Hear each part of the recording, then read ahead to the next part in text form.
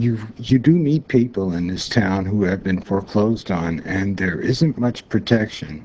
I know how difficult it is because within the first week after auction, I had 6 people walking through my home, including City of Merced code enforcement officers.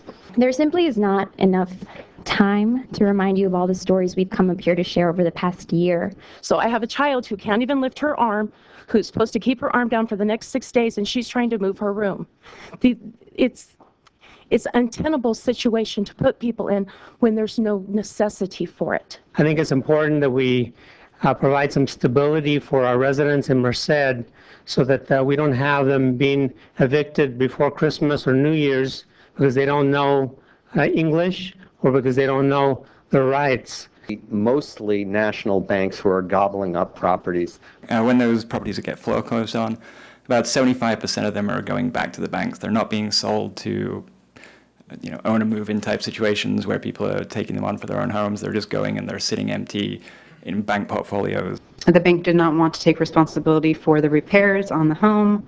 I reside here in Merced, and I have so for the last 37 years. I was stuck in a home that didn't have any water, and I have 5 children in the home. They would take the children away to CPS.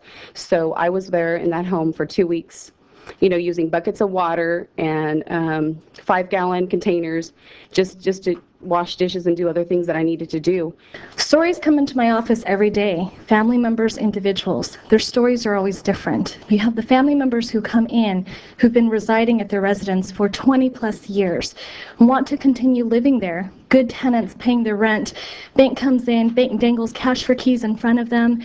They're negotiating with the bank. They believe that that's going to stop any legal proceedings that are coming. Legal proceedings still come. All of a sudden, cash for keys is no good. We wanted to pay our rent for that month, and we wanted time to decide what we were going to do.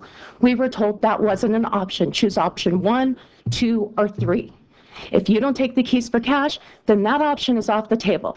You take this offer or you get nothing. The cash for keys offer was presented to me. It did not cover the deposit, and I was not paid that money until I moved out of the property. That doesn't help me with relocation. Was anybody offered $2,000? Raise your hand, because I don't know of anybody who. So thank you. We can publish that in the paper because we know at least now you're getting $7,000 up to, because that hasn't been given to us. I also have the clients who have moved here from out of city, out of county, because their students are at UC Merced. They come, they pay their rent on time, and they're told, you need to get out. These are the clients, these are the populations that I work with, these are the stories that come into my office. If you look at the numbers from 2009, 1,000 rental properties in Merced were affecting 3,000 renters. Double that, 2010, 2011, when they say the foreclosures are going to continue to happen. This year, as soon as the bank catches up on its paperwork, that's going to be about 9,000 renters that are affected. That's 9,000 people in our community. Most of the people who have a mortgage in this town are upside down. Appraiser goes out to appraise a property.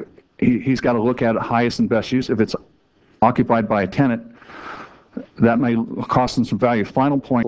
So I think we have to talk about the elephant in the room here, which is that the realtors are coming out in force against a law that really has nothing to do with their interests, except for the fact that there is a relationship for those realtors who are handling REO properties, where they actually are getting an incentive to cause the displacement that we're here complaining about.